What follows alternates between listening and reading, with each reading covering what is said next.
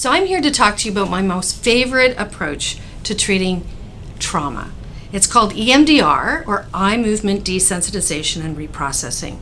It was developed 25 years ago by Francine Shapiro, and since 25 years ago has been very researched and has become one of the top evidence-based treatments for trauma in the world, and is recognized by many international agencies, including the U.S. Department of Veterans Affairs. It's a very simple procedure that we do in the office to help your brain get unstuck from the trauma that's there. So how does this work? When we have trauma, our brain wants to remember every single detail of that danger situation to protect us. And so we end up developing these very adaptive things. Some of the symptoms don't seem adaptive, but we develop an adaptation to that trauma and keep it live in our brain so that we can protect ourselves from danger. The problem is that our brain doesn't know that you don't need to protect yourself from that danger anymore, that the danger is past. And that's because trauma memory is kind of stored in this ever-present now. I call it the eternal now, right? So when you get into that memory, it's like it just happened. And that's what's so scary about trauma memory. Most people spend their time avoiding thinking about it. I don't want to think about it. I don't want to go near it. And yet, if we don't process that memory and take it out of trauma memory and put it in regular memory, where there's a date stamp on it, we know it's in the past, we know it's not happening now, it's going to continue to affect us. We're going to get flashbacks, we're going to get triggered, we're going to get all sorts of things happening that we don't want to happen. We're going to feel that danger system is going to be really, really high all the time.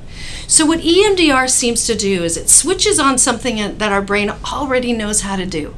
It already knows how to take that trauma memory and turn it into regular memory. And there's something about EMDR that we found that just helps our brain to put that memory in a different place. So it's unhooked now from that danger system.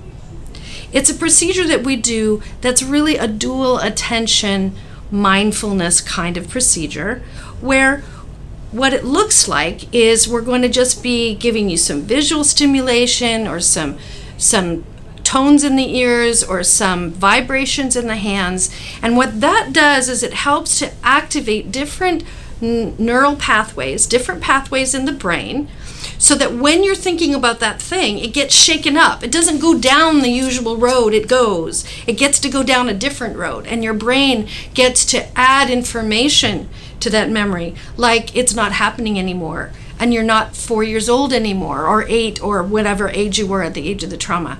And it helps to realign and reconnect different neural pathways so that it gets unhooked from that danger system and doesn't keep you at that high state of arousal or that numbing, totally out of it state of dissociation or hypoarousal. So that's a little bit about how EMDR works. Now, why would you ever want to do this? Why would you want to look at a memory that is so horrible?